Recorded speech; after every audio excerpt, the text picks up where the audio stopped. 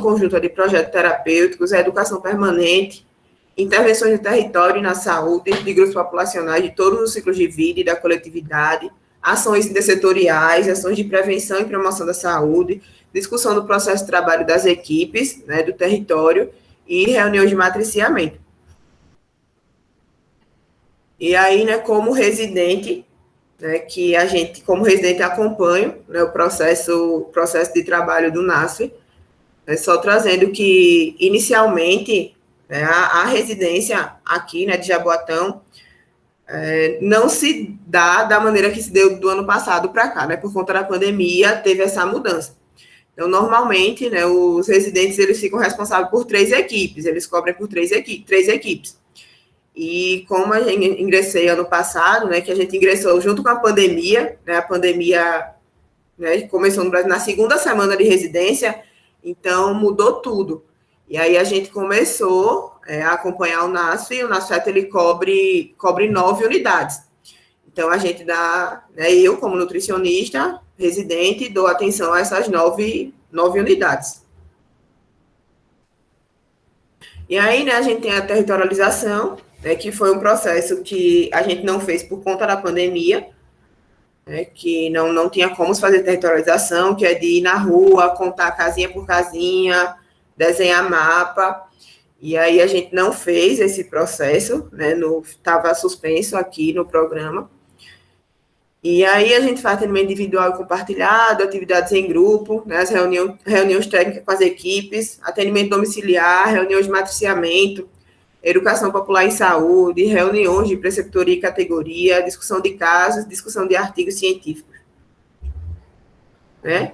E aí eu vou trazer algumas imagens para vocês. Né? A gente tem muita foto para falar um pouquinho do que é, né, que a gente está fazendo aí, né, do que é o nutricionista, né, profissional de saúde, nutricionista na atenção básica. Então, essa aqui é uma educação em saúde que a gente fez, que a gente denominou de lambe-lambe, que a gente saiu pelas ruas colocando esses cartazes, né, nos muros, nos postes, e conversando, né, com o pessoal que a gente encontrava sem máscara, distribuindo máscara. Foi uma das ações de educação em saúde, né, para a prevenção, né, do Covid. Então, a gente faz também, né, nutricionista não só, quando a gente pensa em saúde, né, pensando em saúde integral, nutricionista não fala só de alimentação, né. Então, a gente tem a arte gestacional, foi no ano passado, em agosto, né, em alusão ao Agosto Dourado, que é o mês de incentivo ao aleitamento materno, e aí a gente fez com poucas gestantes, né, por conta da situação, e aí incentiva ao cuidado, né, a gestacional ela tem o propósito de estimular o cuidado, né, conversar com a gestante sobre os cuidados de gestação, e aí já entra, né, a conversa sobre aleitamento materno. Então, a gente vê a valorização da saúde, né, como um todo. Essa aqui foi a ação de saúde da mulher, que a prefeitura, ela pede, né, ela solicita muito apoio dos residentes. Então, a gente estava atuando, então é verificação de pressão, né, glicemia, rodas de conversa, práticas integrativas. Então, tudo isso, quando eles precisam, a gente dá o apoio. Né?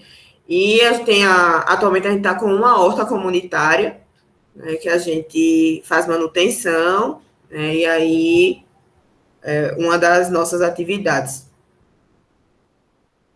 Então, mais uma vez sobre o Agosto Dourado, que a gente fez muito atendimento compartilhado. Isso aqui é o pré-natal compartilhado com a enfermeira, né, aqui está falando sobre a pega correta, sobre a importância do aleitamento materno. Aqui estava com atendimento compartilhado com a fono, né, a gente conversa sobre os hábitos deletérios, né, a questão de uso de mamadeira, chupeta, e aqui foi um certificado que a gente fez, né, para as crianças que iam fazer o teste da linguinha, né, e as mães estavam amamentando. E aí é uma forma de incentivar, né, porque a gente vê tanta cobrança e nenhum incentivo, né, então a gente sempre estava tentando incentivar a prática do aleitamento materno.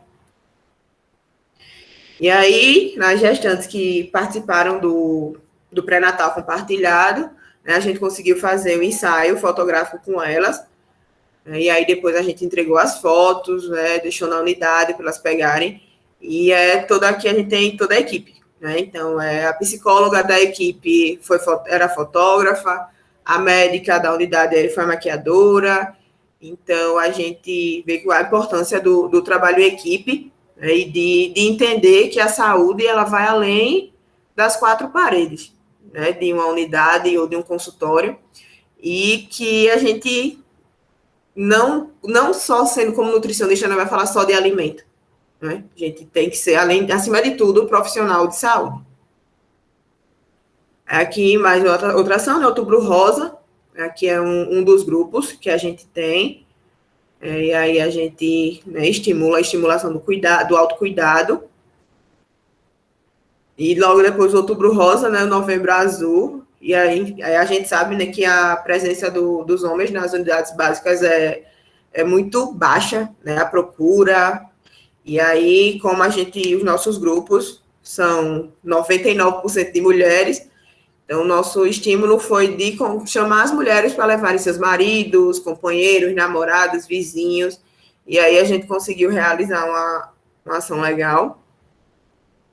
E a oficina Estratégia Amamenta e Alimenta Brasil, né, os residentes foram formados, né, pelas tutoras, que é a Fono e a nutricionista, elas são tutoras da estratégia, e a estratégia ela trata do guia alimentar, né, para crianças menores de 2 anos. Então, a gente trabalha com isso, a gente faz encenação, e aí, né, elaboração de cardápio, e essa parte mais voltada para a nutrição. Né? E as nossas reuniões, né? Nós temos as reuniões de NASF residentes, que acontecem uma vez no mês, e as reuniões técnicas, que também acontecem uma vez no mês. As reuniões técnicas, elas são com as unidades, né? Então, no caso, são 9 unidades, então a gente tem 9 reuniões certas, né, por mês, e aí nessas, como eu falei, né, o NASF, ele não é de porta aberta, né, não é o primeiro contato, então os atendimentos da gente, eles saem após essas reuniões, né, então nessas reuniões, os agentes comunitários de saúde, eles trazem os casos, né, e aí apresenta para a equipe, e aí a gente vê que a gente ainda está trabalhando a questão de prioridade, né, por conta da Covid, então aí a gente discute a prioridade e aí marca o atendimento, né, e aí a gente define se vai ser individual, domiciliar, se vai ser compartilhado, sai com base nessas reuniões. E aí, os atendimentos, né, o domiciliar, que a gente sai paramentado, né, e aqui a gente tem atendimento compartilhado, essa profissional de educação física, a gente caminha muito junto, certo? E os matriciamentos, né, que matriciar é compartilhar saberes, né, eu como nutricionista, vocês como futuros, né, eu tenho que ter uma equipe preparada, né, para saber dar orientações, né, eu tenho que ter uma equipe preparada para chegar para o diabético e dizer, não, só corta o açúcar, né, então, as reuniões, elas acontecem de matriciamento, com a equipe das unidades, né, então, os agentes de saúde, são nossos parceiros demais, né, a gente se apega muito a eles, porque é eles que sabem de tudo, né, e eles que estão ali na ponta, né, o nosso contato maior com a comunidade é através deles. Então, esse mapeamento foi sobre alimentação cardioprotetora, né, e a gente, né, tem que deixá-los, né, como eu falei, do básico, né, é muito fácil ter o diabetes e dizer, não, corta açúcar, né, e os mitos que a gente vê, que infelizmente ainda existe muito dos médicos chegar para o diabetes e dizer, não, você não pode comer fruta, não coma tal fruta. Então, o nosso objetivo, né, é quebrar esses mitos, primeiramente com a equipe, né, porque a gente não está disponível ali todos os dias. Né, então, a gente tem que deixar a equipe pronta. E aí, as nossas atividades em grupo, né, a gente também fez a alimentação cardioprotetora com os grupos,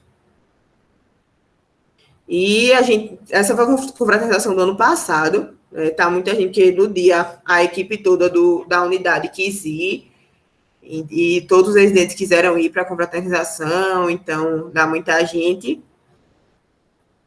E a gente trabalha muito aqui com as práticas integrativas complementares, eu não sei se vocês conhecem, né, mas saiu agora, no início do ano, né, a resolução do CFN, que libera o uso de 22 práticas pelos nutricionistas. Então, aqui a gente trabalha com ventosoterapia, com reflexologia podal, auriculoterapia, reiki e chantala e massagem.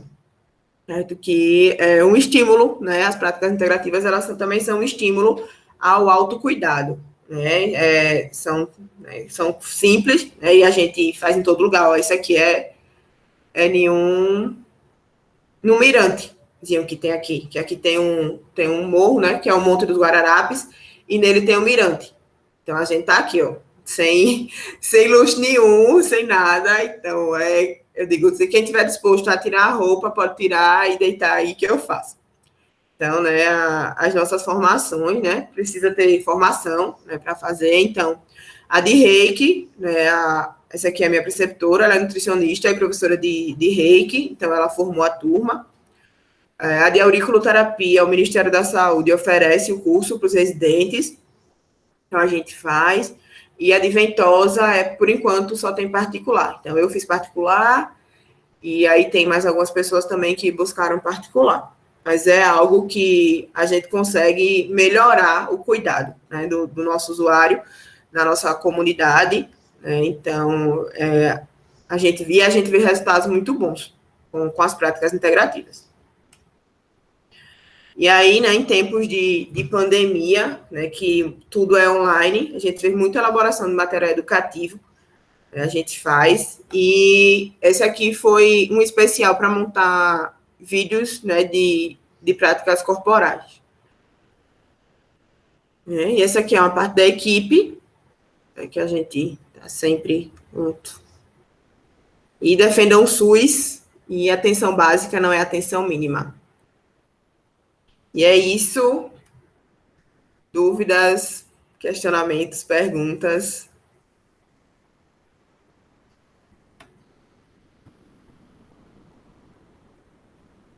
Vamos lá, gente? Que legal, Loriane, obrigado. Deixar o pessoal conversar com você. Caraca, eu tava falando, só que eu tava sem áudio. Fala, Rafa. Não, assim,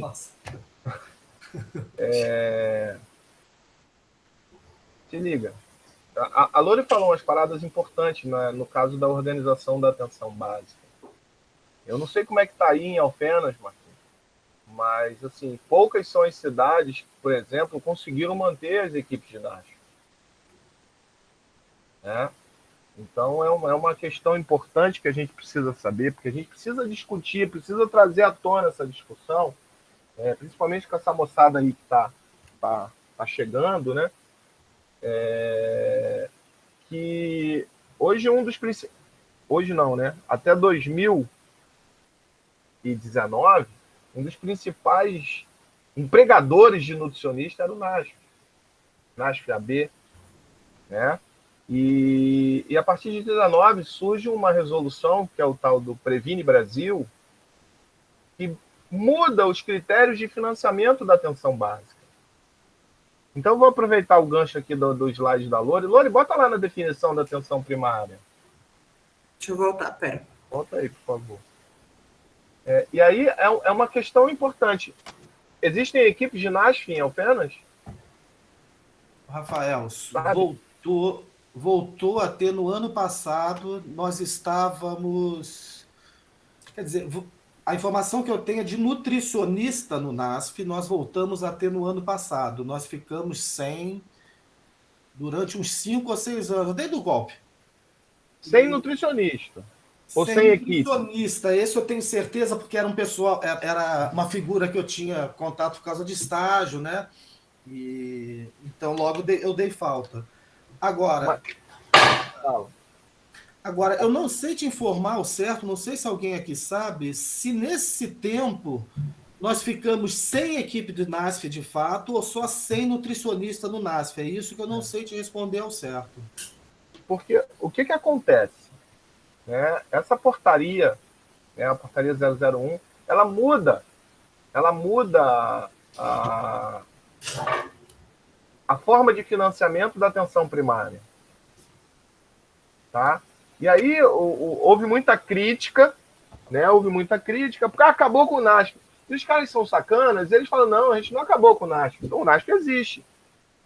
Porra, mas eles acabaram com o financiamento do NASF.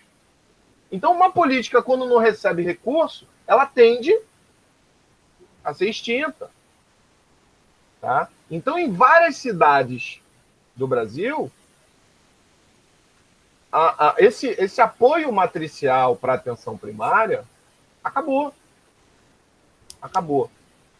Tá? Então,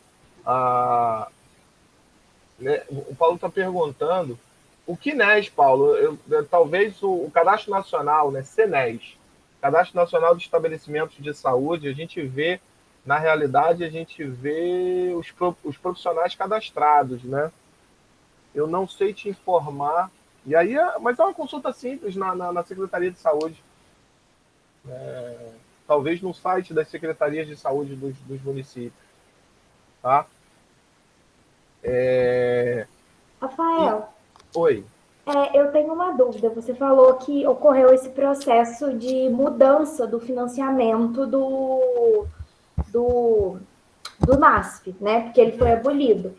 No caso, ele vai ter esse repasse da mesma forma que as equipes da saúde, porque agora é por pessoa, né? É por cabeça, é por registro, né? Que vai ser repassado esses valores. Aí, no caso, se a prefeitura optar por manter o NASF, como que vai ser esse repasse? Eu fiquei com muita dúvida. A prefeitura que paga. Ah, entendi. Entendeu, Jaqueline? O que acontece? A gente tinha um piso, né, o piso assistencial básico. A grana vinha em bloco e esse bloco, obrigatoriamente, tinha que ser investido na atenção primária. Era o piso básico e o variável. O variável era de acordo com as equipes. Então, vinha um valor a mais para uma equipe de NASF, vinha um valor a mais, né, para uma equipe de saúde da população em situação de cárcere. Vinha uma equipe, então, vinha uma verba diferenciada que era o variável. Vinha um PAB fixo, que era per capita, e um outro que era variável. Entendeu? E isso acabou. Hoje a gente tem dois grandes blocos. Um bloco para custear assistência e outro bloco para custear estrutura física. Tá? Então, há um grande processo de sucateamento da atenção primária. E quando a gente olha a definição de atenção primária que a Lori trouxe aí, é porque o que acontece? A gente, na graduação, a gente aprende muito assim, a atenção primária é prevenção. A atenção primária é prevenção, vamos prevenir. Não é só prevenção. A Lori trouxe uma série de ações, né, de assistência, de cuidado, de prevenção. E é como a própria definição traz, é conceitual. Então, são ações que envolvem, olha lá, promoção, prevenção, proteção, diagnóstico, tratamento, reabilitação, redução de danos, os cuidados paliativos, né, dentro de uma lógica de vigilância da saúde. Tá? Então, essa organização, tá? Uma atenção primária é extremamente fundamental. Por quê? Porque a atenção primária, ela ordena toda a rede. Né? Ela ordena toda a rede. A figurinha do poema que a Lori traz, volta aí, Lori, uma. Essa figurinha da rede é sensacional, essa figura. Né? Olha lá. É toda a rede de atenção, toda a assistência, ela nesse emaranhado, né, toda ela articulada, tendo como centro a unidade básica, a atenção primária, porque ela vai ordenar. Então, a Lori, quando chega lá, tá lá na atenção primária, se ela chegar numa criança ou num paciente que, com a densidade tecnológica, né, com aquela quantidade de tecnologia básica que a atenção primária exerce, que é a sua característica, não conseguir resolver esse problema, para onde que vai? Tem toda uma referência. Né? Tem toda uma referência. E aí, uma pergunta que eu acho que a Lori pode responder melhor é como é que faz a escolha, Lori, como é que faz a seleção? É demanda espontânea? É a partir da organização dos territórios? Né? Como é que vocês trabalham aí em Recife? A organização de atendimentos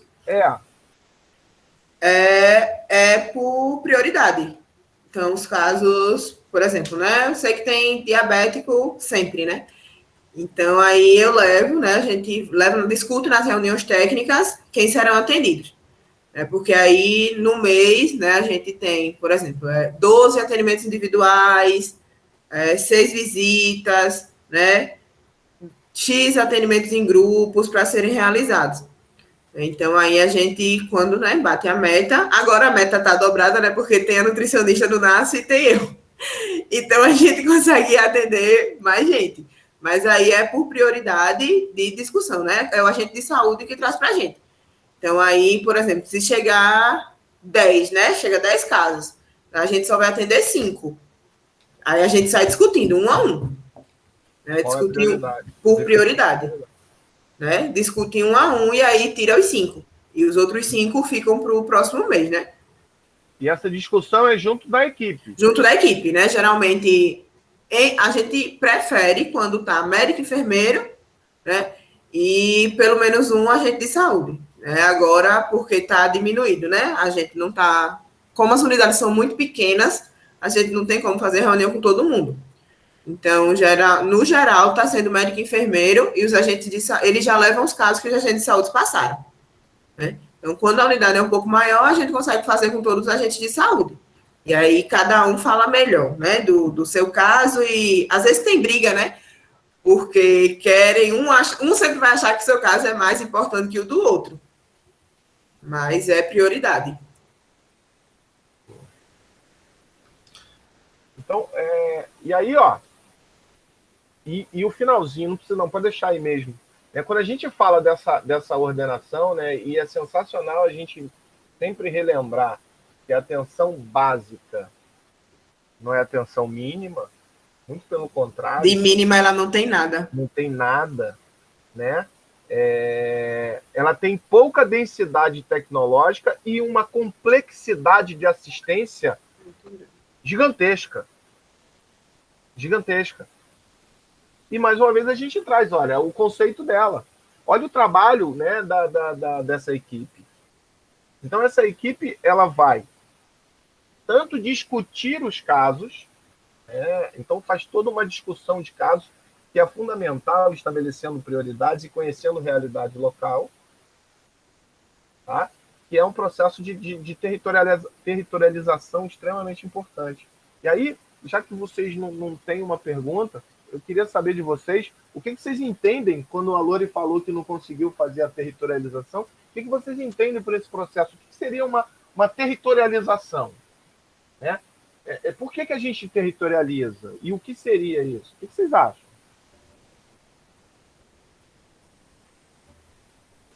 Diz aí. Um de cada vez. Organiza. Vamos organizar aí. Levanta a mão, tá falando todo mundo junto. Pô, pode ser assim, não entendi, não sei nada. Sei Rafael, nada. é isso, não consigo imaginar. Território, para mim, é jogando War, jogando, sei lá, algum joguinho. Fala aí. Cadê o Marquinhos? Oi. Marquinhos, porra, exerce o poder. Fala que vai dar porra. Fala que vale 0,25. Pô. Ó, aí, eu falo pra galera que é uma coisa que eu gostei, eu nunca tinha me imaginado fazer isso, né, online. Eu era, muito pelo contrário, eu era muito reticente com relação a isso. Mas, com a imposição da pandemia, eu vi que a parada funciona. Óbvio que não substitui o contato, né, sala de aula, mas funciona muito bem. Mas aí, tem umas situações que a gente passa que é terrível, né, bicho? Você fala, você faz uma pergunta, aí eu já falo para vocês, por favor, nunca façam isso com um professor, porque ele está sensibilizado, ele está carente. E aí a pessoa, boa, Igor, obrigado. Aí a pessoa chega... O Igor se sensibilizou. Se sensibilizou. Aí a pessoa, tu faz uma pergunta, e aí fica aquele silêncio, e você implora tanto que aí aquela alma caridosa chega e faz assim. Qual foi a pergunta mesmo, professor? Porra, é a comprovação que ninguém estava prestando atenção, velho. O cara só comprovou que ninguém estava nem aí pro que tu estava falando. Tu estava falando para as bolinhas, literalmente. Não, mas ó, uma coisa agora eu vou ter que defender minha turma. Aqui só tá quem tá afim mesmo de... Prestou atenção, eu posso garantir que estão, porque a turma tem quase 40, Rafael. Aqui só estão os 17 que estão afim mesmo de estar. Então Importante. O pessoal fica meio tímido mesmo, mas o Igor te deu uma resposta, não dá Foi, para você porque senão eu vou cutucar a Vivian, porque você falou de uma coisa que é muito próximo de uma dúvida que a Vivian tinha. Mas desenvolve aí junto com o Igor primeiro, depois eu te chamo de volta. Pô, diagnóstico local, para demarcar isso, Igor, fantástico. Porque muita gente fala da territorialização e fala em mapear. Vai fazer um mapa. Sim, de fato, né? É um mapa. Mas não é só o mapa, porque para isso eu trago um geógrafo e o cara faz um mapa lá para mim, tudo direitinho. Mas quando a gente faz o mapa, e aí a importância, né, que vai fundamentar o trabalho ali que a Lori falou, de conhecer, além de discutir esses casos, né, é a gente fazer esse território, porque quando você faz o território, você consegue levantar quais são as potencialidades e quais são as carências. Né? E quais são as barreiras e potenciais positivos. Então, porra, tu tá lá, tu vê uma praça. Essa praça é um local que eu posso fazer, né, as atividades de pique lá da Lori. E não são só os locais, né? Na territorialização, a gente conhece também as pessoas potenciais. Que aí eu vou ter um líder comunitário, eu vou ter um pastor de uma igreja, né? Eu vou ter aquelas pessoas, né, que eu consigo alcançar mais gente se eu tenho uma boa relação com ele. Né? Territorialização vai desde conhecer, como o Rafa falou, né? É praça, é campo, é igreja, tudo que eu posso utilizar ali ao meu favor, né? É a casa de alguém. A gente tem casas aqui que tem regiões que não tem praça, não tem nada, mas tem gente que tem casa que tem um quintal grande. E aí essa pessoa cede a casa para fazer as atividades físicas, para a realização dos grupos. Então, essa pessoa é uma pessoa potencial, né? É uma pessoa que faz parte do território, né? Tem aquele morador mais antigo que viu o bairro surgir, né? Que viu o bairro construindo, né? Tem o representante, né? O líder comunitário, que ele vai saber as queixas da população, né? Tem gente que não chega até a unidade de saúde, né? Tem, então, o líder comunitário que leva. Então, além dos lugares, as pessoas, né? Conhecer ali. Né? Não é só o mapa, vai muito além do mapa. Né? O mapa é para a gente se localizar. Para me colocar. Tem agente de saúde que diz: eu vou lhe jogar aqui, agora. Eu digo: não jogue, que eu não sei para onde eu vou, porque a gente não andou. Né? Então a gente só vai com eles. Mas quando a gente pega, né? A gente montou com uma equipe das 9, a gente conseguiu montar com uma. A gente sentou e elas mostram. É incrível como os agentes de saúde, eles sabem: olha, aqui é padaria, você entrando aqui, aí nessa casa tem um diabético, um hipertenso, um acamado, naquela casa tem uma gestante, nessa aqui tem uma que teve gêmeos agora. Ela sai falando assim, sabe? Então é isso, é conhecer. Não tem outra parte, é conhecer. E eu sempre digo que é muito bom a gente conhecer onde a gente pisa. Né? É muito bom. Eu tô andando ali, eu sei o que eu vou encontrar. Então, por isso que isso é a primeira coisa que a gente faz quando chega no território novo. Quando a gente está conhecendo, eu tenho que saber o que eu tenho, quem pode ser útil para mim, né, os locais, como onde eu posso trabalhar, o que eu posso fazer ali, como eu posso ofertar, né, da melhor forma. Dentro dessa lógica, né,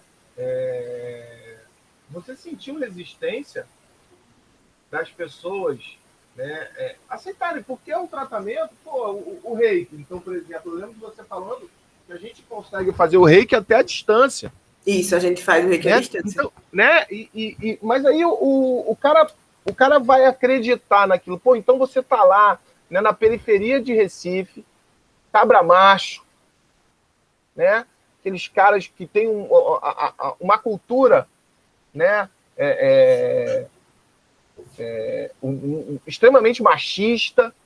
Aí o cara aceitar receber energias, ou então o cara aceitar, né, uma ventosa, ou então uma furadinha na orelha, eu não falo assim, essa porra não serve para nada. Como é que é a aceitação?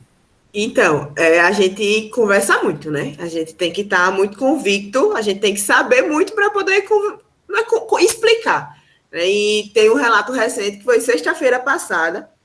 Nas sextas de manhã, a gente atende cerca de 10, 12 pessoas, né, com aurículo e reiki. E uma das usuárias, ela chegou e perguntou, mas alguém disse que está melhor? Ela fez a seguinte pergunta.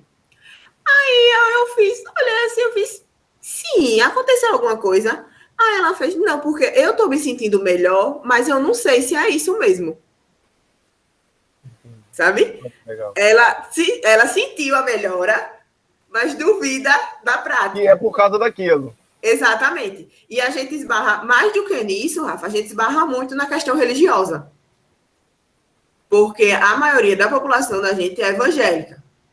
E a gente trabalha, a gente inclusive aplica o reiki dentro da igreja evangélica, que é o nosso espaço potencial no território. E aí, né, a gente explica, não tem nada a ver com religião, não tem nada, sabe? A gente conversa muito. E aí, com a conversa, e principalmente com o boca a boca, sabe? Uma falando para a outra, que fala para, sabe? É o que faz a gente crescer muito com as práticas integrativas aqui e que vê resultados muito bons. Então, como eu digo, a gente tem que estudar muito, para saber passar da forma mais simples para eles. Então, eu digo, e o reiki principalmente, né? Porque o reiki, por mais que eu fale, cada um é que sente, é diferente. Eu digo, eu vou falar, mas você vai me dizer quando acabar o que você sentiu.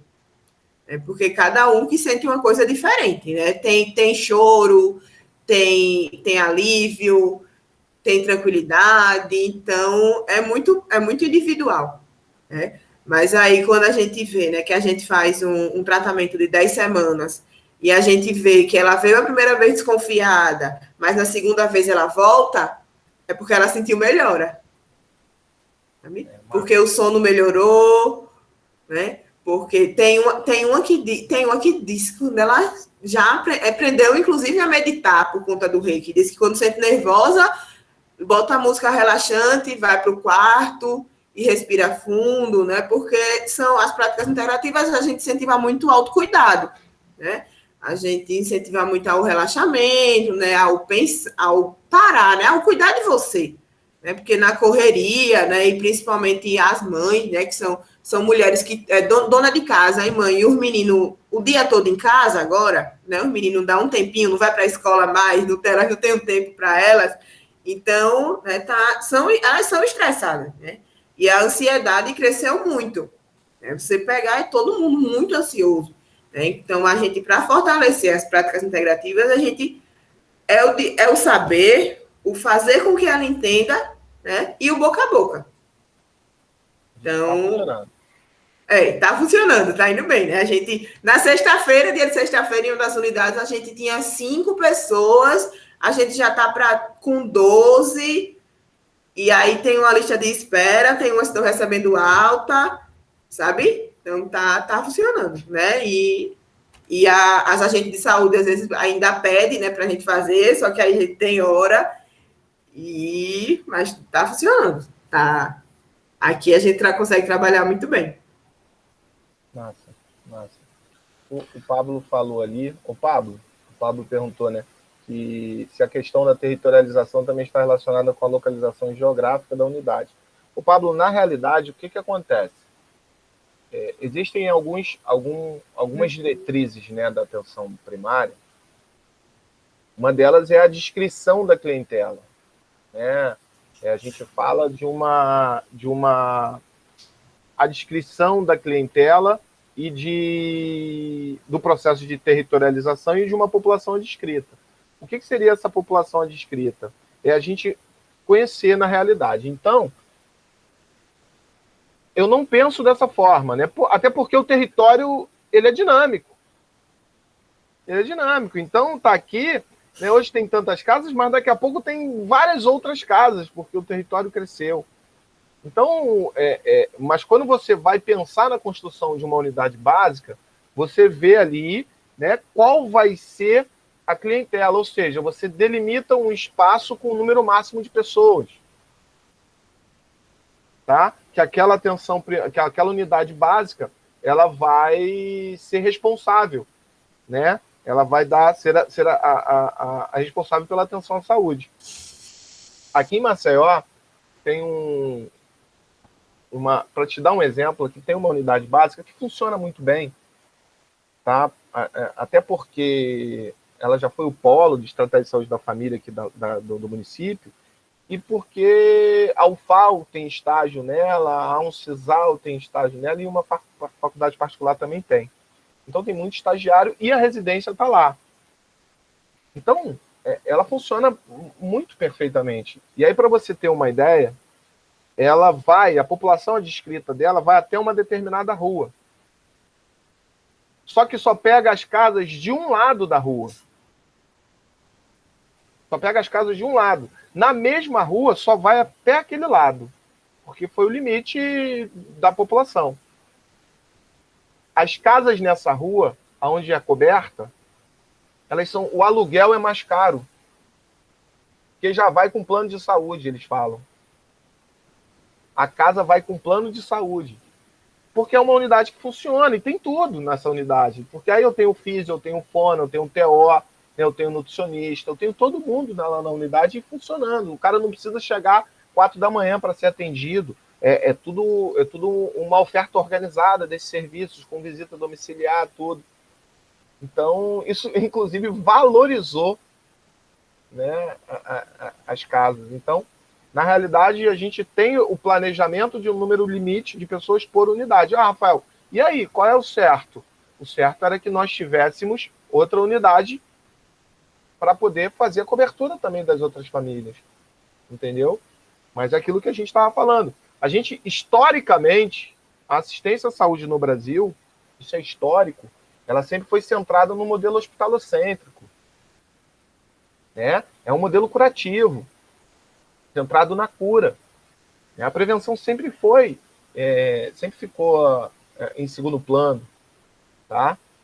A partir de 88, né, com a criação do SUS, em 90, com a sua regulamentação, e que a gente tem o princípio da integralidade, né, do olhar o todo, e ele fala na Constituição, inclusive, que a assistência ela tem que ser integral, conjugando prevenção e cura, priorizando a prevenção sem prejudicar a assistência.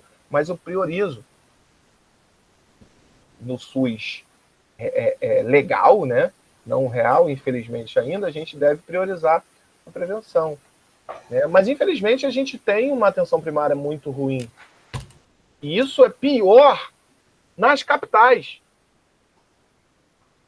E a gente pode falar, inclusive, aqui por Alagoas, por Maceió. A gente tem municípios aqui com atenção primária muito melhor do que na capital.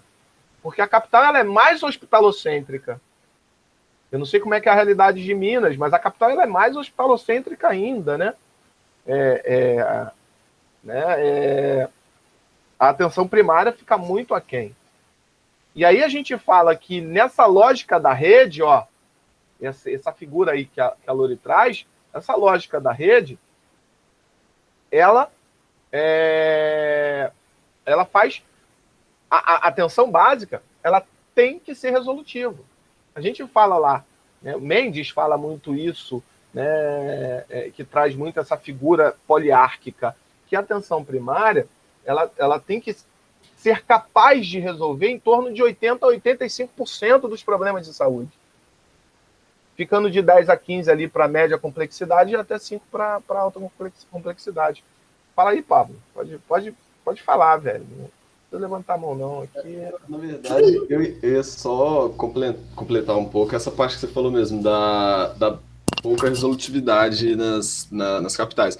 Eu sou de Belo Horizonte e há alguns anos minha mãe está morando em Contagem, que é região metropolitana.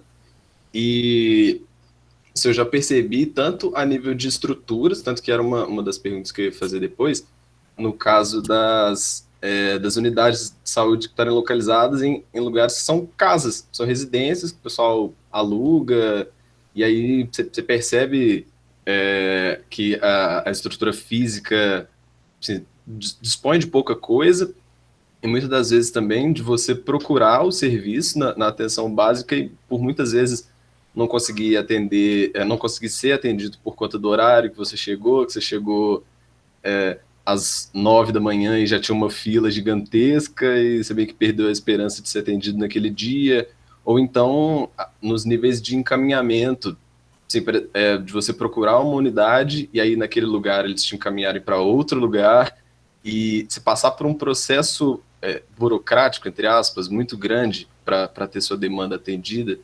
Acho que isso eu percebo um pouco, tanto, sim, independente, né, de ser em Belo Horizonte ou agora em Contagem, que é onde minha mãe mora. Sempre percebi um pouco disso, da baixa resolutividade da... bicho. Isso é um problema que a gente vive muito nesse processo de sucateamento da atenção primária. Né? Porque um hospital chama muito mais atenção, né? A estrutura física de um hospital. Quando a gente está falando da politicagem. Né? O postinho de saúde, carinhosamente falando, ele fica na periferia. Sim. Eu ia falar um pouco disso, da questão assim, de ficar meio que... de criar aquela mística de que quem procura por saúde é pobre. Sim. Se você é pobre, se você não tem condição de ir numa Unimed da vida, você vai no postinho. O SUS é para o pobre, né? Ainda existe muito essa questão da... Porque, assim, você ainda vê muitas pessoas falando que, sei lá, que ainda bem que eu tenho meu plano de saúde, eu não dependo do SUS, sabe? Quando fala, assim, bem erroneamente, assim, de que eu posso pagar a minha Unimed lá e não ter que esperar na fila do SUS, pelo amor de Deus. E ela usa quando vai ao restaurante. Né? Pois é. Por causa da vigilância sanitária. Tudo, né? Bebendo água, tá usando o SUS. Bebendo água. Né? Bebendo água. Mas essa realidade das estruturas físicas, né? É muito comum, como o Pablo falou, a questão do aluguel de casas, né? Infelizmente, a gente tem uma unidade básica que é de primeiro andar. Acessibilidade zero, né? Então, é de primeiro andar. E aí? Deficiente físico, como é que sobe? A gestante, como é que sobe? Né? E aí, a maioria aqui são casas, né, alugadas. E acho que das 9, né, falando de mim, acho que são 2 que são montadas, né, daqueles compensados. Compensar que você monta em um dia. Só 2 unidades são daquelas, são as maiores, né, que aí você tem auditório, você tem sala de espera, as outras não. Tem uma que é uma sede para 2 unidades.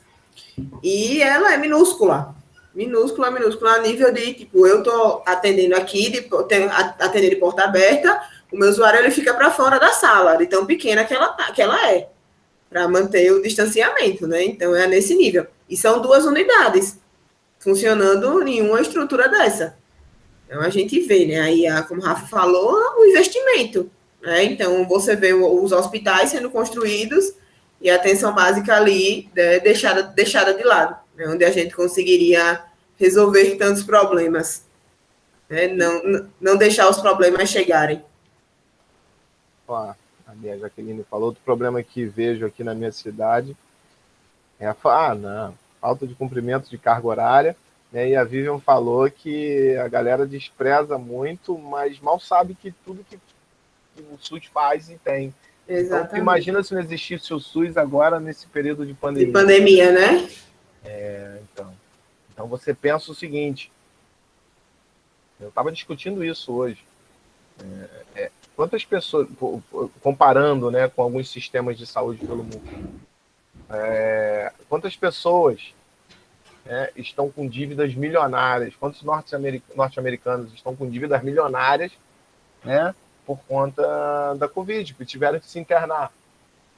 Você imagina aqui no Brasil. Então eu moro num estado, né, Alagoas é um estado muito pobre, né, e que tem em torno de 91%, né, da população alagoana é única e exclusivamente SUS dependente.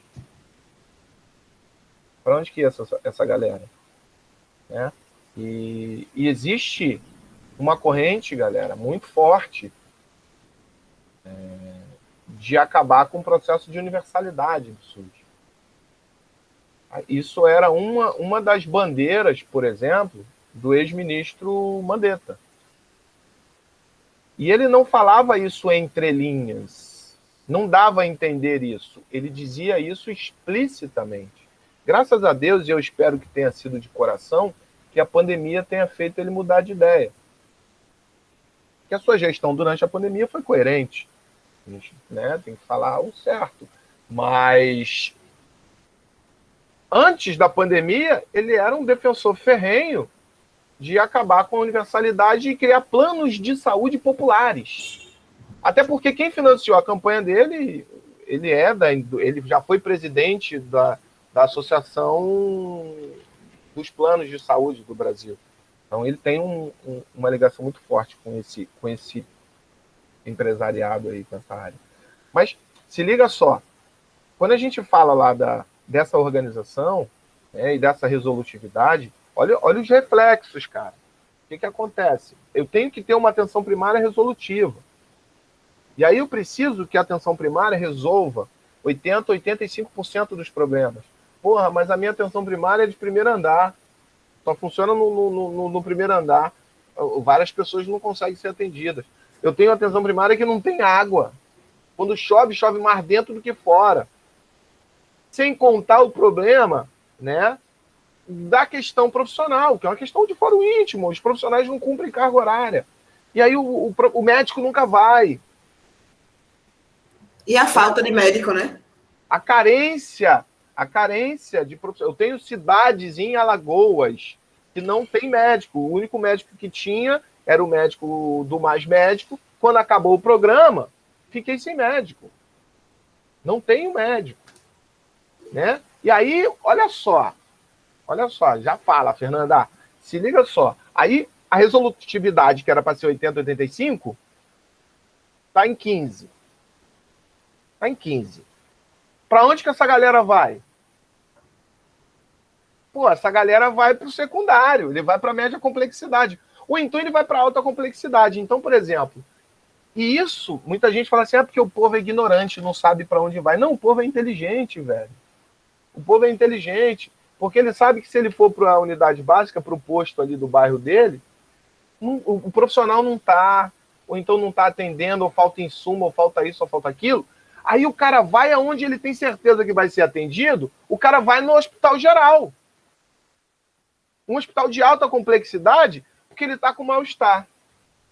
Porque ele vai ter que tomar 5 pontos na mão, no pé. Eu não preciso de um hospital de alta complexidade para fazer isso. Então eu superloto os hospitais de alta complexidade, e aí quando chega um cara com politraumatismo, de uma queda de um acidente de trânsito ou coisa parecida, o hospital está lotado. Se ligou? Vai, quem foi que levantou a mão? Foi Fernanda? Fernanda, fala. Boa tarde. Eu só queria comentar, igual pegando a sua fala, Rafael, e o que a Jaqueline comentou da carga horária, às vezes a população ela tem a falta de cumprimento da carga horária dos profissionais, igual o médico, que já chega tarde na UBS, as pessoas estão ali na fila esperando, e a população às vezes encara aquele serviço que ele está prestando como, entre aspas, um favor. E às vezes por falta de informação ou por falta de conhecimento, não sabe assim que isso é um direito das pessoas, né? Que elas têm que reclamar, exigir a cumprição dessa carga horária. E isso a gente vê mesmo assim pela UBS que tem aqui no bairro. Às vezes a gente precisa de alguma coisa, precisa de um atendimento, vai lá, ai, hoje o profissional não tá aqui, ai, vai chegar só tal hora, e chega 2, 3 horas depois. Essa é uma realidade muito revoltante. Verdade, verdade. Verdade. E a gente tem instrumentos de cobrança, né? A gente tem instrumentos de controle social na saúde. Então, óbvio que o Ministério Público é um deles, mas a gente tem um que a gente usa muito pouco e que ele tem muito pouca visibilidade, que são os conselhos de saúde. Então, eu sempre costumo fazer essa pergunta, vocês conhecem um conselho de saúde aí da cidade de vocês? Já visitaram? Sabe que ele existe? Com certeza ele existe, porque sem o conselho o município não recebe verba, então ele existe, mas ele tem muito pouca visibilidade, né? Então a gente precisa participar mais disso. Alguém levantou a mão, hein, Marquinhos? Beleza. Fui eu. Não, eu só quero comentar o que o Rafael falou sobre esse negócio, às vezes, das pessoas não irem na atenção básica, né? Não vai no postinho, mas vai lá lotar o hospital. E é algo que eu vejo muito aqui na minha cidade. Eu moro, inclusive, em frente a um postinho de saúde. Então, eu tô o tempo todo vendo o pessoal ali pegando fila para tirar a ficha, né? Só que eu vejo muita gente que tem preconceito com o posto, não vai no posto, mas é como você disse, tá com mal-estar vai no hospital. Aí chega no hospital, o médico que tá lá é o médico que tava no postinho aqui. Aí chega lá, tá lotado, porque a minha cidade é pequena, mas só tem um hospital e acaba que vai lotando, né? Aí chega lá, não consegue ser atendido, aí vai gravar vídeo e postar no Facebook falando que não tá sendo atendido. Mas também não foi no postinho no tempo que podia. Então, assim, eu entendo a revolta da população em certa parte, devido ao atendimento, tudo, mas por outro, falta esse conhecimento, falta essa busca, né, de ir atrás e ver o que mais que tem, porque não é só o hospital. Falta. Obviamente que falta o conhecimento de qual seria o melhor caminho, né? Como é que é o nome da cidade, beleza? Eloy Mendes. É perto de Alfenas. Então, de fato falta a informação dessa galera. Não resta dúvida. Mas muitas vezes é esperteza, né? O cara, porra, eu vou lá no postinho, tem muita fila, eu não vai ter, o médico não vai conseguir me atender hoje, a ficha... Ele tem certeza que vai ser atendido, né? Bem ou mal, rápido ou demorado, né? Mas você tem razão, tem gente que também vai, e às vezes eu tenho uma unidade básica que funciona legal, só que essa informação não chega, né? A galera não sabe também. Vai lá, Jaqueline, pode falar. Rafael, pegando um pouco disso que a Belisa disse, aqui na minha cidade é da mesma forma, só que eu acho que é uma coisa meio que cultural das cidades pequenas aqui de Minas Gerais. Elas não costumam, a maioria das pessoas, elas vão mais para a Santa Casa, porque aqui na minha cidade não tem hospital, tem a Santa Casa. Então, sempre curativo, qualquer coisa, até um resfriado, às vezes, coisa básica, eles preferem ir na Santa Casa do que ir nas unidades. E é cultural nosso, né, Jaqueline? É cultural nosso. Primeiro que é cultural nosso, e acho que a Lore deve sofrer muito isso, né, com as ações de prevenção primária, porque nós somos extremamente biológicos, biologicistas. Né? Eu costumo falar com a galera, vocês já escutaram essa frase? Porra, o Marquinho tava bonzinho, morreu. É demais. A gente sofre muito com questão de doenças crônicas, né? Exato. Porque hipertensão, por exemplo, é um costume de não tomar medicação. Não tô sentindo nada, não tomei. Tô sentindo nada. Tô sentindo nada. Aí quando, eita, senti uma dor de cabeça hoje, tomei. Passei 5 dias sem sentir nada. Não tomei. sabe? É muito, né? Tem hora que a gente tem que ser um pouco terrorista também, sabe? De chegar e dizer, quer morrer? Quer morrer? Né? É assim. Tem hora que eu chego, quer morrer? Então, não quer. Então, né? Digo, qualquer coisinha pode ter um infarto, poxa, ter um infarto, um AVC, né? É para sempre, eu digo. Podia ter evitado? Podia, mas chegou. Então, depois que ela chegou, ela não vai mais embora. Então, a gente tem que controlar. Então, tem que ser muito terrorista. E quando a gente volta para educação e saúde, um exemplo básico é de Covid, né? A gente cansa, minha gente, o pessoal chega na unidade de saúde sem máscara. E ainda quer ter direito para ser atendido. Entendeu? Hoje em dia, 1 ano e meio, vamos dar mais de 1 ano e meio de Covid. O pessoal chega sem máscara. Chega para atender, tá na frente da unidade, conversando um em cima do outro, tudo sem máscara. Já chega agora. Exato, eu digo, entra pelo queixo, o Covid. Falaram errado, entra pelo queixo, a gente que usa a máscara errada. Aí eu já chego, tem vezes que eu não dou nem bom dia, eu digo, bora, cadê a máscara? Bora colocando, cadê a máscara? E tem muito relato, a enfermeira relata muito que eles estavam com o costume de ir, chegava na unidade, esqueci. Aí o que acontecia? Elas davam uma descartável, sabe? Só que, vinha da casa da pessoa andando sem máscara o tempo todo e chegava na unidade e sabia que ia receber. Então, elas começaram a não atender quem chegasse sem a máscara. Né? Não é algo novo. Né? Não é algo novo. E como eu sempre digo, a atenção básica, a gente tem que ser muito insistente e persistente. Que a gente vai falar a mesma coisa 15 mil vezes e eles ainda vão dizer que ninguém nunca falou, que nunca ouviu, que não viu, né? Eu digo, minha gente, hoje em dia, quem não sabe, né, se proteger contra a Covid, não existe, né? Mas aí sempre vai ter um que vai dizer isso.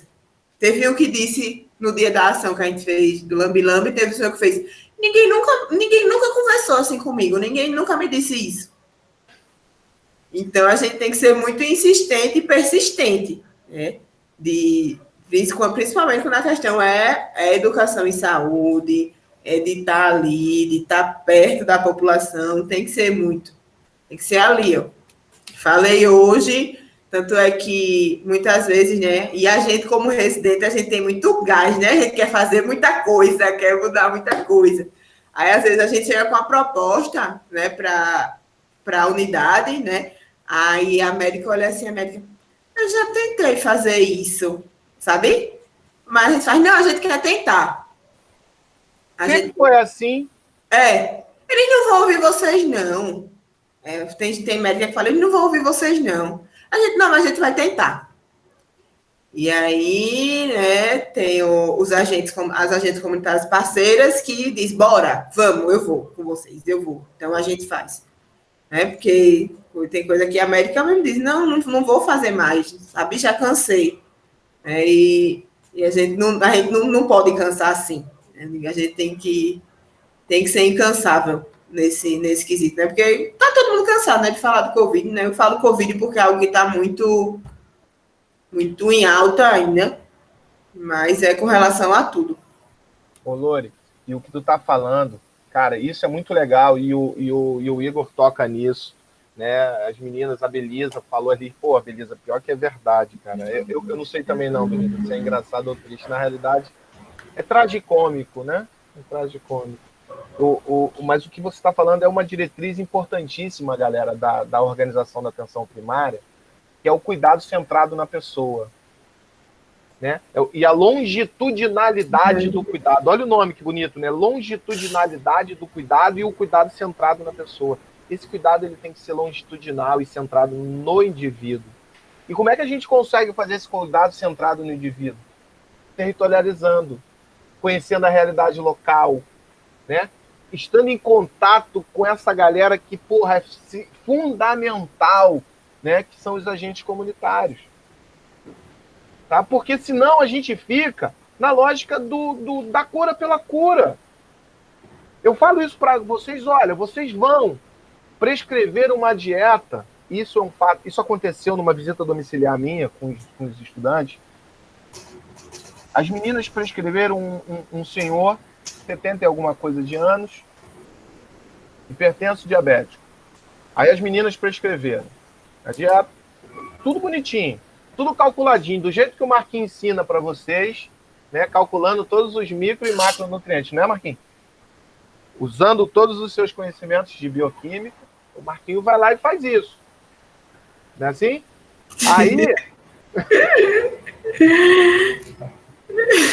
Aí você, assim, não tinha, ó, tudo adequado por grama e miligrama, não passava nada.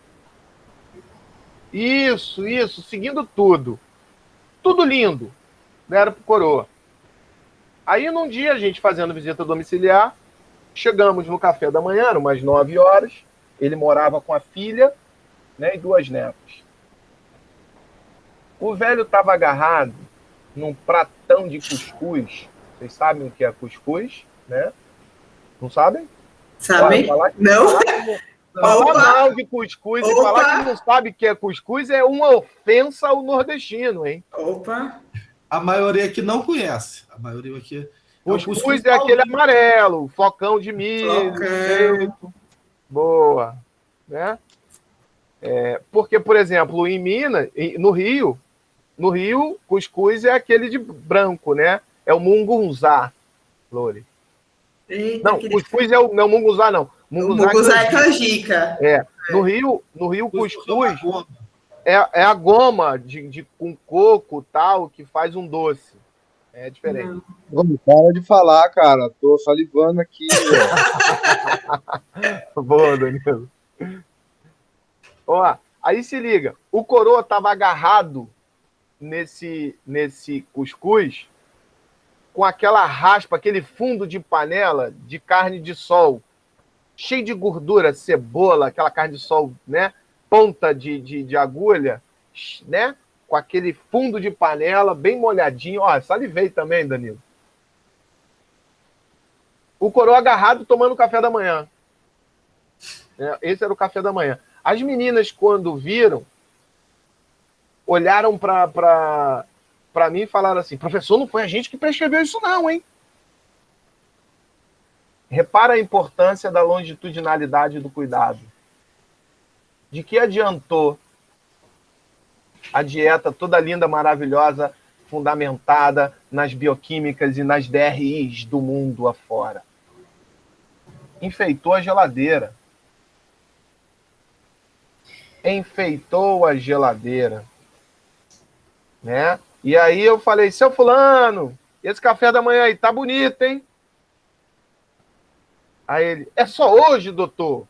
Aí a filha: mentira, papai. Aí é confusão em casa. Né? Olha, se eu não fizer, ele briga comigo. Ele quer comer isso todo dia. Eu já falei para ele que não é assim, que não pode, que não sei o que lá. Cara, vocês reparem como é importante. O que seria essa longitudinalidade do cuidado? É a gente expandir esse cuidado, né? Para a gente saber como que está funcionando essa proposta terapêutica que a gente colocou. Então é fundamental quando a Lore fala: pô, você está melhorando? Como é que você está se sentindo? Né? É porque você precisa saber como que isso está funcionando. Você sentiu bem? Você sentiu bem? Você conseguiu seguir? Né? Porque, nesse caso, a dieta está perfeita, tecnicamente falando. Né? E olha, não era nenhuma dieta com sal da Babilônia, não. Né? Essas porras dessas dietas malucas aí. Sal da Babilônia, coletado por freiras virgens dos Andes, de não sei de onde. Colorido, você escolhe a cor. Não é essas maluquices aí, não. As meninas, quando fizeram, levaram em consideração as questões sociais e culturais. Só que, mesmo assim, a alimentação é muito além de micro e macronutrientes. Né? Eu tenho que saber, eu tenho que acompanhar. E aí eu vou adequando, é uma negociação ali. E nesse caso, Rafa, rapidinho, eu acrescentaria também a responsabilização do cuidado, né? Isso. porque é um ponto que a gente bate muito na tecla, de que muitas vezes, né, eu vejo que o outro precisa do cuidado, mas o outro não quer ser cuidado. Então, hoje mesmo, né, eu trabalhei pela manhã e eu atendi uma paciente que tudo que eu falava, ela rebatia. Tudo que eu falava, ela rebatia. Tudo que eu falava, ela rebatia. Então, é diabética, hipertensa há quase 20 anos e, tipo, assim, né, muito resistente. Então, poxa, beleza, a gente de saúde dela vê o que ela precisa, mas ela está pronta para me ouvir? Sabe? Aqui eu trabalho muito com educação alimentar e nutricional. Né? Eu não faço prescrição dietética como conduta minha, né? Vamos pelo meu CRN agora, como conduta minha, eu não faço prescrição dietética, até porque não seria, como é que eu posso dizer, bem aceito, sabe?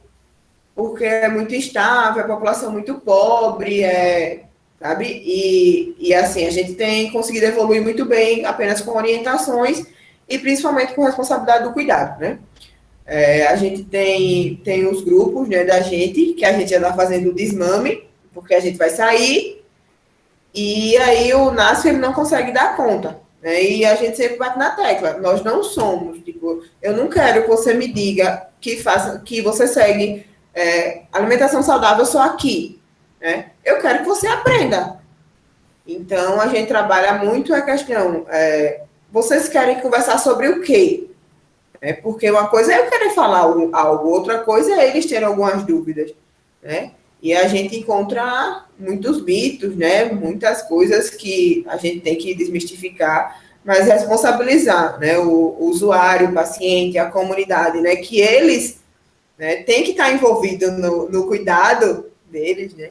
Então, eu tenho relatos tem uma paciente que ela chegou para mim, que ela emagreceu 8 quilos em menos de 2 meses. Aí ela chegou para mim e fez, e eu nem sofri. Aí eu fiz, oxi, e eu quero que você sofra? Eu quero que você sofra desde quando? Eu quero que você, pelo contrário, né? Eu quero que você sorria, eu quero que você feliz aqui. Então, foram orientações mínimas, né, que a gente fez, que a gente conversou, fizemos pactuações, né, eu trabalho muito com pactuação. Então, assim, né, eu digo, eu tenho 3 coisas aqui, né, de tudo, eu vou escolher 3. Você consegue? Eu digo, você acha que você consegue fazer? Porque se a gente for mudar tudo, ele não volta para mim, nunca mais. Ele não vai querer. Exatamente. Ele não vai querer nem me ver, né? Então, a gente trabalha com pactuações, né? Então, eu deixo ele muito responsável. Eu fiz, eu estou aqui, eu sou o seu apoio, sou sua direção, mas o principal responsável é você. Eu não estou com você 24 horas por dia, e se você quiser me enganar, você engana. Né? Se ele quiser dizer para mim que não comeu nada, ele vai dizer e pronto. E eu sei... Tu usa PIC na consulta nutricional, nessas orientações? Tu usa alguma estratégia? Não, as práticas a gente só usa depois. Nas práticas eu avalio quem a gente encaminha, porque não dá tempo. Sabe? Então, se eu vejo que alguém tem ansiedade, né, que a ansiedade gera compulsão alimentar. E aí eu encaminho para as práticas. Sabe? Mas durante essas orientações nutricionais, tu não aproveita para tratar, por exemplo, a ansiedade ali mesmo, não. Tu encaminha para o grupo. Então, eu trato, né? Vejo a necessidade também de encaminhamento para psicologia. E aí converso sobre o grupo, né? E digo, se seria indicado para você isso, explico o que é, e digo o dia, né? Pronto, terça-feira à tarde a gente faz isso. Se você quiser, você vem. Sabe? E aí, a gente trabalha muito bem assim, né? Durante o atendimento não consigo porque vai ficar muito corrido, né? Principalmente em primeiro atendimento, né? 1 hora e 10, aí, pra gente conversar bem direitinho, né? Sem pressa. E aí, no atendimento mesmo não rola. Até porque tem que ser tem que ter, as práticas integrativas, elas precisam de uma continuidade, né? Não dá para eu fazer por exemplo, se eu fizer no atendimento e só ver aquela pessoa daqui a 2 meses de novo para fazer. Então, aí nos grupos a gente faz semanal, né? Então, a gente tem uma continuidade do tratamento. Massa. Tranquilo. Cadê o Marquinhos? Marquinhos, não sei se a galera ainda tem dúvida. Eu acho que o Marquinhos estava falando que eles têm aula, deve estar, né, eles têm outra aula, acho que é 4h40, não sei, alguma coisa do tipo. Mas, cara, tem muita coisa para a gente falar. Tá dando umas travadas aqui. É um universo muito grande para a gente falar sobre a atenção primária, né, sobre as PICs, mas assim, é um pouquinho, né, do papel da atenção primária, do papel do nutricionista ali na atenção primária, né? O que a gente tem que ser, o que a gente tem que fazer, né, e o que a gente pretende mudar, né, galera? Porque a gente identifica tanta coisa ruim, tanta coisa errada, mas infelizmente, quando a gente cai nesse dito, né, mercado, que é extremamente agressivo e cruel, né, muitas vezes a gente reproduz isso.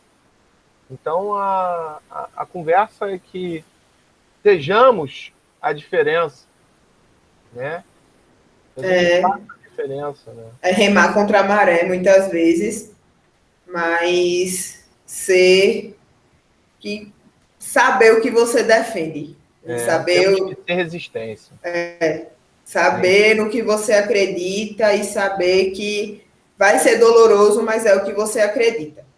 E pelo porquê, pelo quem você está ali. Né? Como o Rafa falou, o sistema, né? Ele é forte, né? Mas a gente tem que ser mais forte que ele. A gente briga contra uma galera extremamente poderosa e cruel. É isso aí. Marquinhos, tu não tá ouvindo de novo? Não, deu só umas picotadinhas aqui, mas não era, mas foi internet mesmo dessa vez. Tá. Não, mas eu tô acompanhando tudo aqui. Um escutador desse, né? Até tampei aqui para você parar de falar dele. Marquinhos, foi isso, velho. Eu espero num próximo momento estar aí. Não em junho, julho, porque aqui eu tô com calor do cacete, tô doido para sair daqui para tirar essa camisa. Né? Não quero para ir em julho, não, mas eu tô... Tu me leva, viu, Rafael? A hora que eu dei uma saída daqui, eu dei uma saidinha porque eu tava congelando.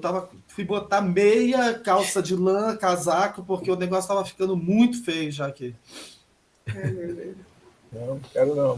No calor eu vou.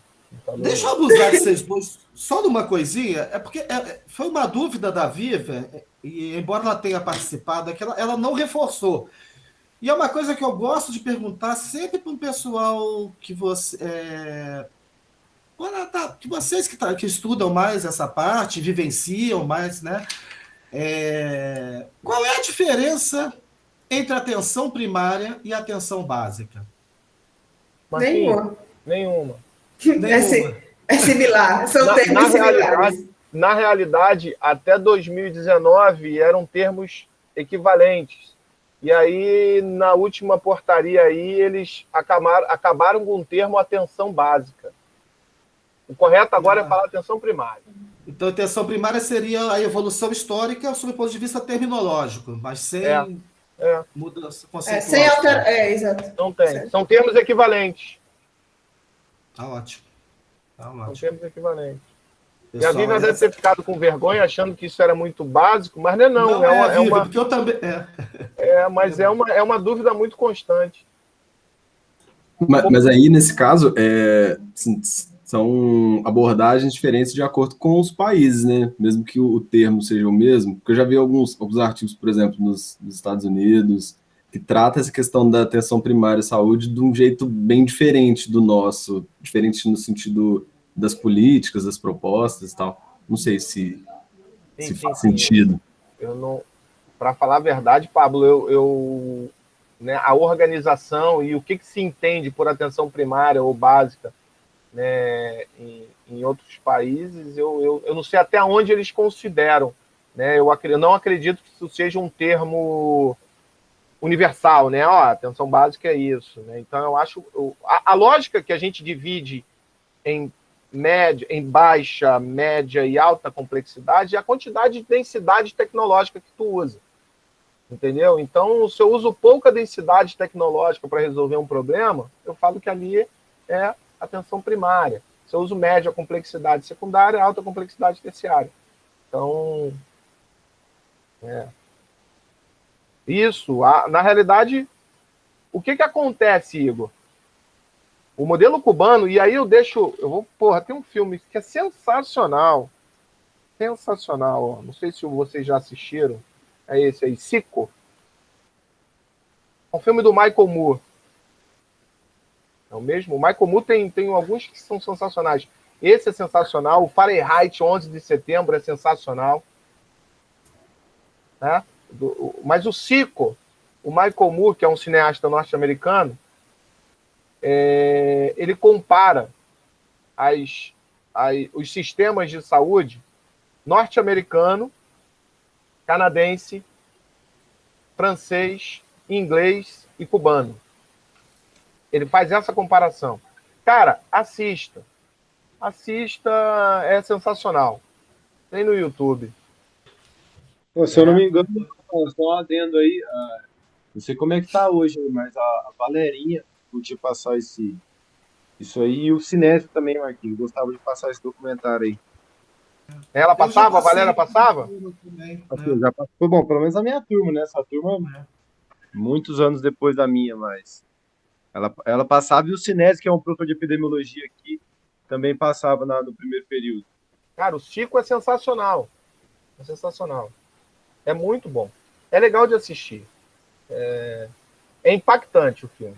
É muito bom mesmo.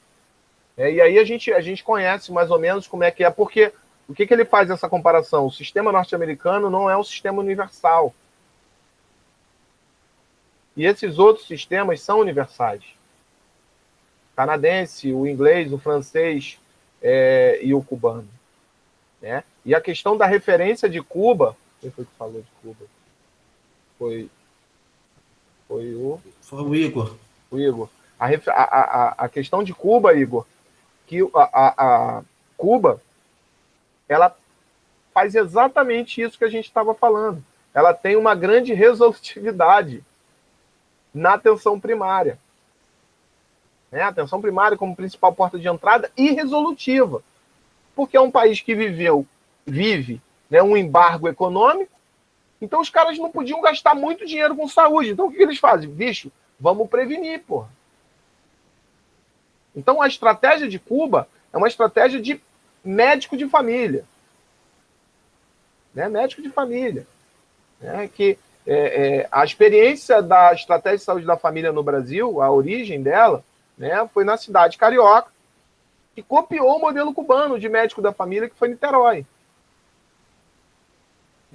Que foi Niterói. Niterói tinha um modelo de médico de família. Na década de 90, isso. Na década de 90. Rafael, outra questãozinha de concurso também, né? Só para aproveitar vocês aí. Porque você falou... eles têm uma disciplina, tá, Rafael? Já que pega muito mais essa parte de atenção básica. Aqui, na verdade, até é mais essa tentativa de dialogar mais especificamente no trabalho do nutricionista da atenção básica. Eu acho que vocês dois contemplaram demais.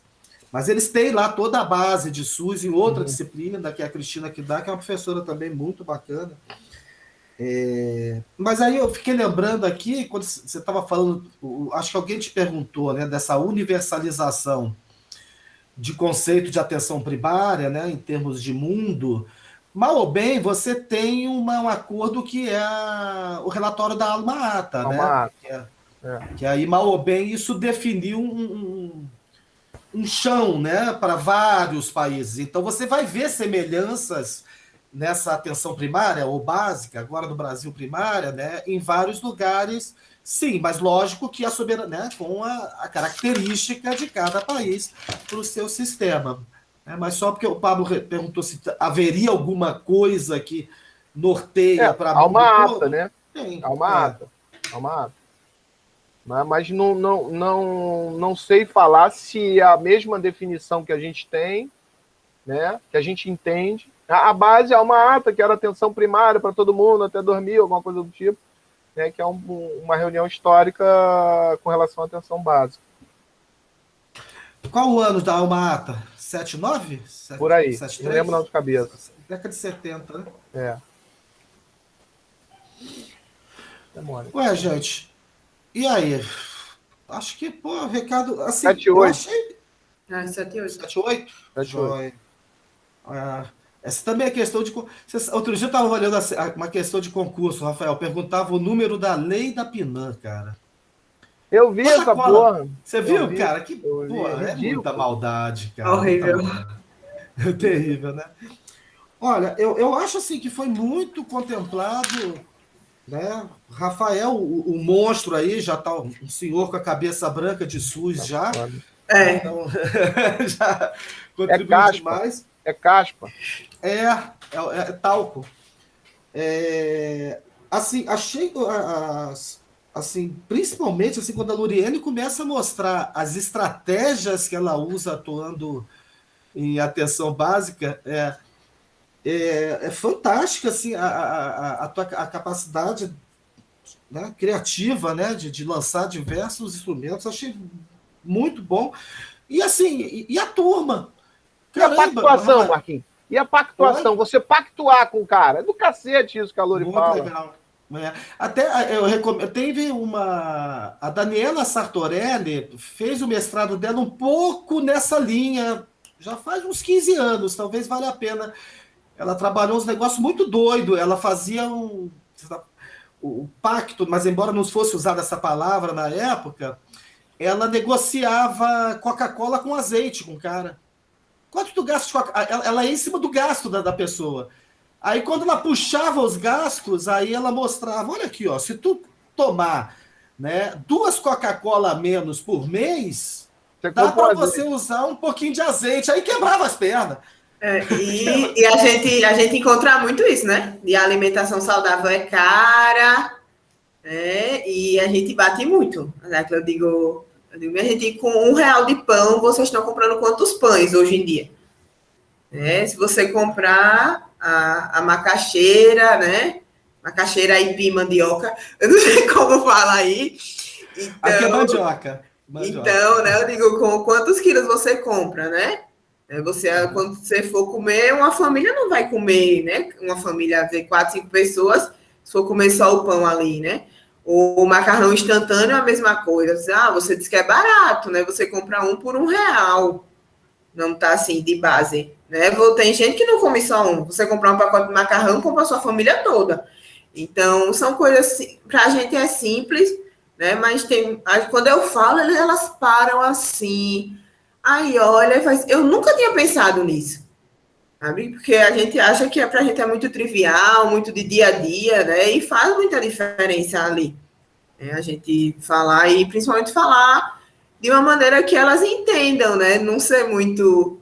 A gente conhecer ali, saber, né? Mas falar para transmitir para elas tem que ser o mais básico possível. Eu digo...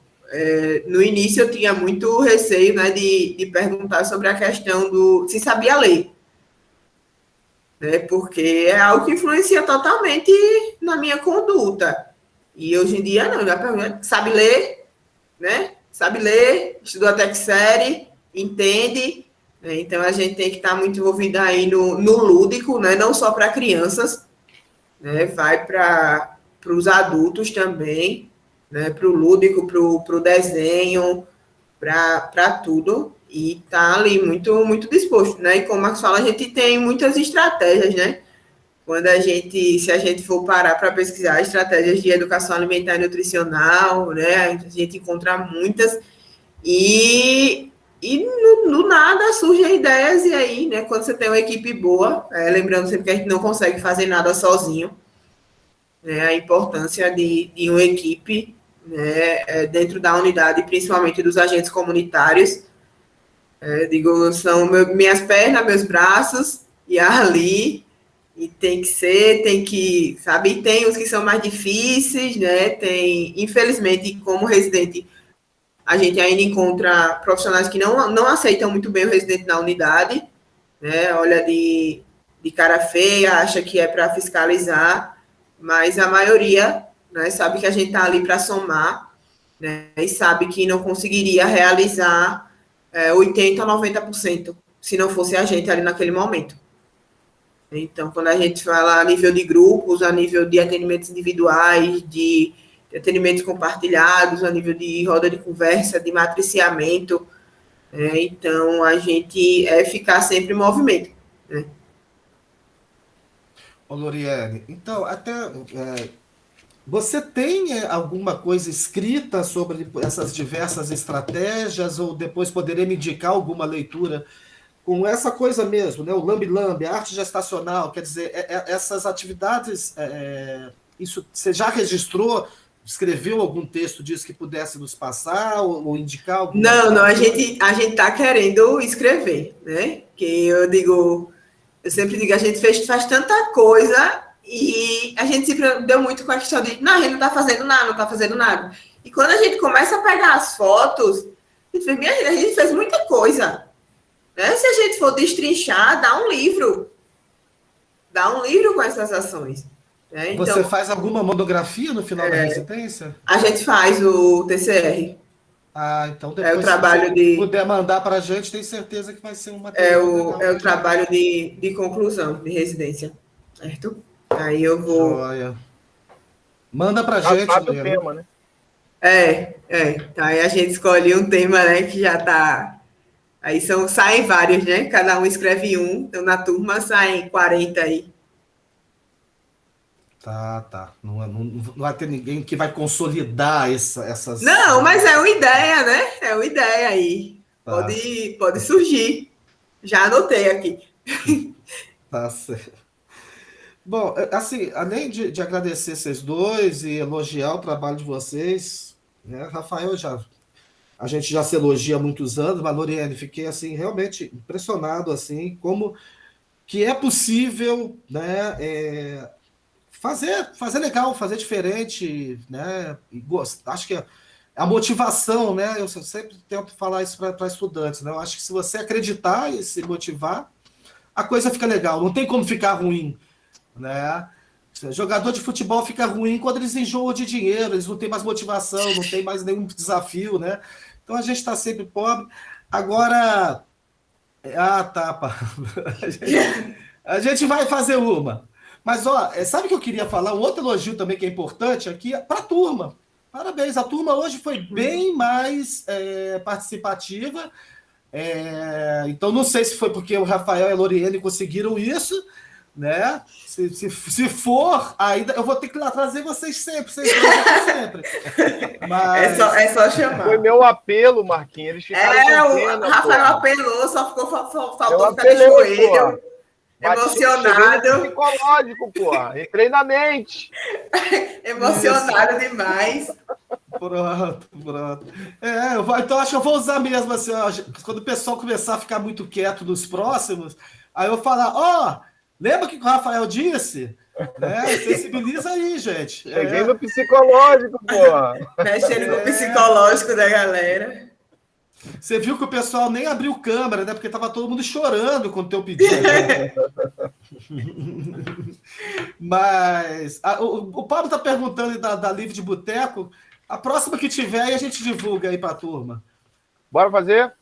Bora, né? Tá fazendo falta, né? Faz tempo lá. Pô, essa semana eu não consigo, não, mas semana que vem eu consigo. Tudo bem. Então depois a gente conversa aí. Cara, é porque a gente... tem que separar essa live do boteco, eu tenho que separar não só a noite, mas a manhã inteira do outro dia. Porque a ressaca bate. Porque vocês são sem limites. Vocês são sem limites.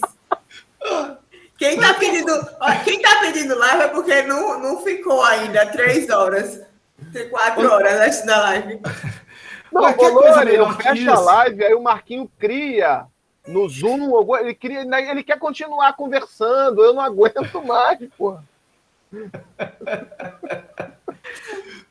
É que aquilo é bom demais. Imagina você ter a chance Igor, não é uma palestra, é um curso, Igor. É um curso, é um mini curso. Eles vão dar certificado. É a chance de você sentar para trocar uma ideia sobre um troço que você gosta com uma pessoa que você gosta, bebendo o que você gosta, pô. É bom demais aquilo. Não, tem que fazer inscrição em Carex, nada, não. É a Bangu. Não. A hora de faz aí, a gente fala para eles aí. Não, menos institucionalização, menos. Aliás, não pode ter, senão rola processo administrativo, porque rola muito álcool para isso. O papo é mais solto. Vocês terem, eu acendo um palheiro, um cigarro de palha quase no outro. Aqui, mas é bom. É bom, sim. Ó, gente, eu vou...